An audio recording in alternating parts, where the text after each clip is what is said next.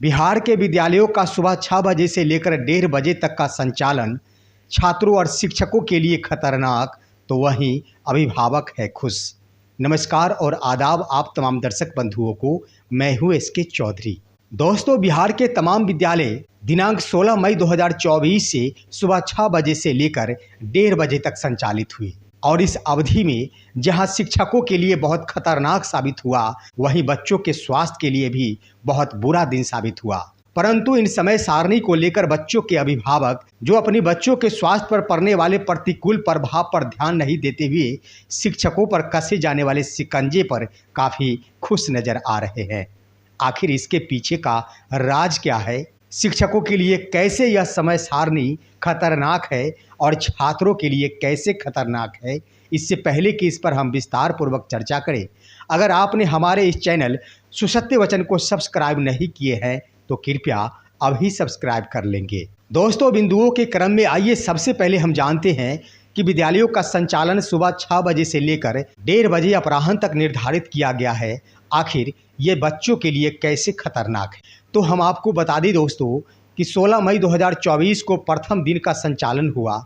इसमें बिहार के कई जिले में कई ऐसे विद्यालय थे जहां के छात्र बिल्कुल बेहोश हो गए।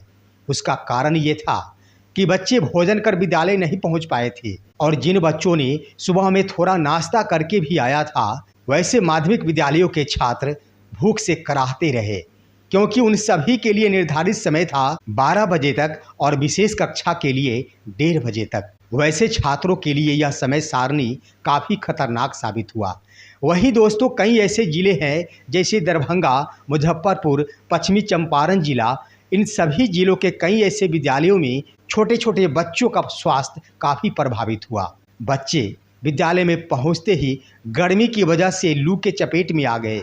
बच्चे बेहोशी की हालत में पहुंच गए। वो तो गनीमत है कि वहां के प्रधानाध्यापक जो अपनी जिम्मेदारी को संभालते हुए तत्क्षण ग्रामीण चिकित्सक को बुलाकर उस बच्चे को बेहोशी की हालत से निजात दिलवा पाए, अन्यथा कोई भी अप्रिय घटना घट सकती थी। तो कई जिलों से ये भी खबर आई कि विद्यालय का संचालन समाप्ति के उपरांत जब बच्चों को 12 बजे अपराह्न में बीच करकराती धूप में छुट्टी दे दी गई, तो घर जाते समय रास्ते में ही कई ऐसे छात्र थे जो बेहोशी की हालत में रास्ते पर ही गिर गए। आनन फानन में आकर गांव वालों ने उन्हें उठाया और मूर्छित अवस्था से निजात दिलवाई। साथ ही साथ उनके अभिभावकों को बुलाकर उन्हें अपना घर भेज दिया। तो विद्यालय आने से लेकर जाने तक छात्रों के लिए काफ़ी खतरनाक साबित हो रहा है सुबह 6 बजे से लेकर 1:30 बजे तक का समय सारणी। दोस्तों, शिक्षकों के लिए कैसे ये खतरनाक है, किन शिक्षकों के लिए ज़्यादा खतरनाक है? सबसे पहले अगर खतरनाक साबित होता है तो बिहार के तमाम महिला शिक्षकों के लिए यह समय सारणी काफ़ी खतरनाक साबित हो रहा है। उसका कारण ये है दोस्तों कि बिहार सरकार की ओर से यह घोषणा की गई थी कि तमाम शिक्षिकाओं को स्कूटी चलाने का प्रशिक्षण दिया जाएगा, लेकिन वह आदेश पन्नों पर ही सिमट कर रह गई।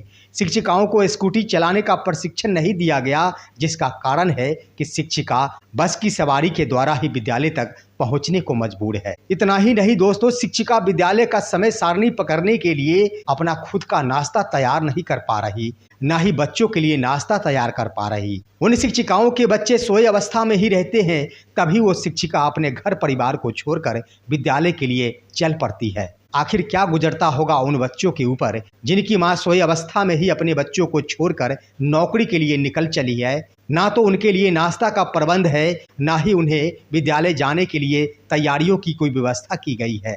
सबसे ज़्यादा अगर खतरनाक साबित हो रहा तो वो महिला शिक्षिकाओं के लिए खतरनाक साबित हो रहा है। वहीं साथियों, पुरुष शिक्षकों के बारे में कह दिया जाए तो सबसे ज़्यादा अगर प्रभावित हो रहे हैं तो वो नवनियुक्त बीपीएससी शिक्षक इससे ज़्यादा प्रभावित हो रहे हैं। उसका कारण ये है दोस्तों कि बीपीएससी शिक्षकों का नियुक्ति के उपरांत विद्यालय ही इतने सुदूर इलाकों में आवंटित कर दिया गया है कि उन सभी के लिए परेशानियों का कारण बन गया है। जब यह समय सारणी सुबह 9 बजे से लेकर 5 बजे तक था, तब भी उन शिक्षकों को परेशानियां थी, परंतु शिक्षकों के पास समय पूरा था। वे सुबह ही घर से निकल जाते और सुबह 9 बजे तक अपने विद्यालय जरूर पहुंच जाते थे। ढेर सारे आज बीपीएससी शिक्षक हैं जो कि अपने घर से ही नौकरी कर रहे हैं और विद्यालय तक पहुंच रहे हैं। इसका सबसे बड़ा कारण ये है कि शिक्षा विभाग की ओर से यह दिशा निर्देश जारी किया गया था, यहाँ तक कि पत्र भी जारी किया गया था कि बिहार के तमाम शिक्षकों को घर मुहैया कराया जाएगा। सबसे पहले बीपीएससी शिक्षकों को ही घर मुहैया कराया जाएगा। इसके लिए घर मुहैया कराने वाले मकान मालिकों से भी निविदा मांगी गई थी, लेकिन उन बिंदुओं पर भी कोई अमल नहीं हुआ। ना तो आज तक शिक्षकों को घर आवंटित किया गया और ना ही इस पर आगे की कोई पहल की गई। मजबूरतः बीपीएससी शिक्षक इस इंतजार में अपने घर से ही नौकरी कर रहे हैं कि किसी भी दिन बिहार सरकार के द्वारा घर मुहैया कराया जा सकता है। इसी का सबसे बड़ा कारण है कि आज बीपीएससी शिक्षक सुबह के समय सारणी को लेकर काफी परेशानियों का सामना कर रहे हैं। उन्हें विद्यालय का समय पकड़ने के लिए सुबह 4 बजे ही अपने घर से निकल जाना पड़ रहा है। वहीं बीच दोपहर में 1:30 अपराह्न में जब उन्हें छुट्टी दी जाती है, बीच दोपहर चिलचिलाती धूप में अपने घर को जाने को मजबूर होते हैं और कड़ी धूप में उनके स्वास्थ्य पर इसका प्रतिकूल प्रभाव पड़ता है। ऐसे शिक्षकों को पत्र के अनुसार 1.5 महीने काटने हैं, लेकिन क्या सचमुच उनका स्वास्थ्य ऐसे प्रतिकूल मौसम में सही रह पाएगा, इसकी कोई गारंटी नहीं है। लेकिन दोस्तों, समय सारणी के परिवर्तन के लिए बिहार के राजनेताओं द्वारा भी बार बार आवाजें उठाई जा रही है। माननीय मुख्यमंत्री ने भी विद्यालय के संचालन को लेकर भरी सदन में बयान दिया था, लेकिन उनका भी कोई असर नहीं पड़ा था। आखिर इसका कारण क्या है? क्या लगता है कि विद्यालयों का समय सारणी में परिवर्तन हो सकेगा? दोस्तों, राजनेताओं तो कह देते हैं, मुख्यमंत्री द्वारा सदन में भी कह दी जाती है, पत्र भी निकाल दी जाती है, लेकिन पत्र को फर्जी करार दे दिया जाता है। मुख्यमंत्री की बातों को अमल में नहीं लाया जाता है। इन बिंदुओं को देखते हुए यही कहा जा सकता है कि समय सारणी में परिवर्तन कहीं से संभव प्रतीत नहीं होता। तो अब सवाल उठता है कि आखिर शिक्षक क्या करेंगे? दोस्तों, शिक्षक को जो करना होगा वो तो करेंगे ही, क्योंकि शिक्षकों की रोजी रोटी का सवाल है, उनके भविष्य का सवाल है। अगर वो विद्यालय समय पर नहीं पहुंचेंगे तो एक मुश्त 7 दिनों की वेतन की कटौती कर ली जाएगी, जिसका ताजा उदाहरण है कि भागलपुर जिले के नवगछिया प्रखंड शिक्षा पदाधिकारी ने 16 मई 2024 को मध्य विद्यालय नगरा नवगछिया का औचक निरीक्षण 11:35 पर किया। जिस वक्त उस विद्यालय का निरीक्षण किया गया, उस वक्त उस विद्यालय में एक भी छात्र मौजूद नहीं थे। उसका सबसे प्रमुख कारण था कि विद्यालय का संचालन प्रथम दिन था और ढेर सारे बच्चे सोए ही रह गए थे। बच्चे विद्यालय में उपस्थित नहीं हो पाए थे और इन हालातों को देखते हुए प्रखंड शिक्षा पदाधिकारी ने उस विद्यालय में कार्यरत प्रधानाध्यापक सहित सभी शिक्षकों का एक पत्र जारी करते हुए 7 दिनों की वेतन की कटौती कर ली। तो आखिर शिक्षक करेंगे क्या? शिक्षकों को किसी भी सूरत में राहत मिलती नहीं नजर आ रही है।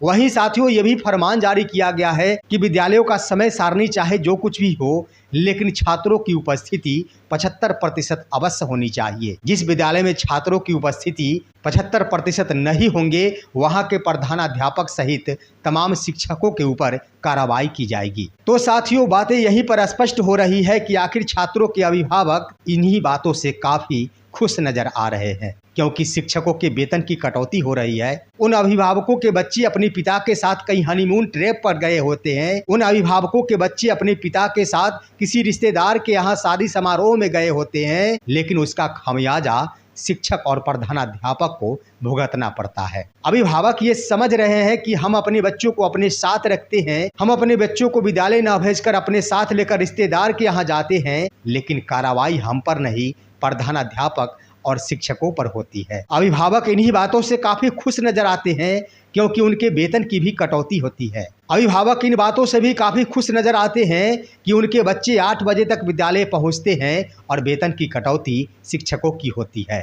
अगर शिक्षक 6:01 पर विद्यालय पहुंचते हैं तो उनका वेतन 7 दिनों का काट लिया जाता है।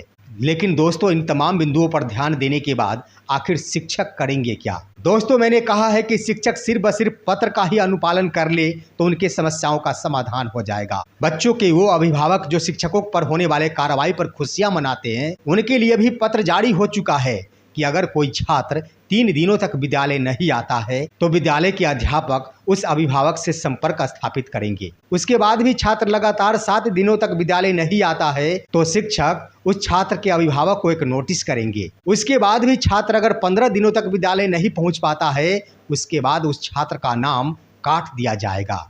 दोस्तों, शिक्षक इस पत्र का अनुपालन करें। अभिभावकों की तमाम खुशियां मातम में उस दिन बदल जाएगी दोस्तों, जिस दिन उस अभिभावक को अपने बच्चों को अपने गाड़ी या फिर साइकिल के पीछे बिठाकर विद्यालय के गेट तक अपने बच्चों को पहुंचाना होगा। उसके बाद भी अगर थोड़ी विलंब हो जाती है तो अपने बच्चों को अपने ही गाड़ी पर बिठाकर वापस अपने घर लाना होगा।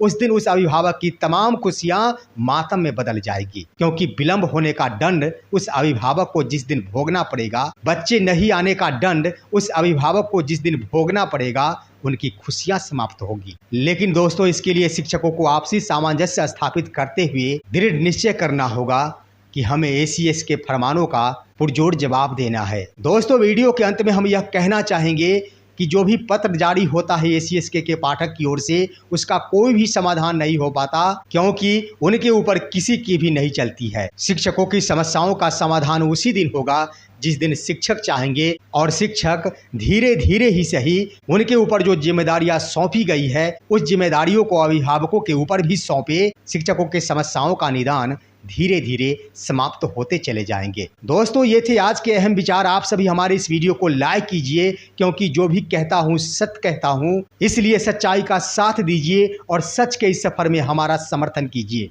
बहुत आसान है हमारा समर्थन करना, बस अभी हमारे इस चैनल को सब्सक्राइब कीजिए। और अब दीजिए अपने ही दोस्त SK चौधरी को इजाज़त।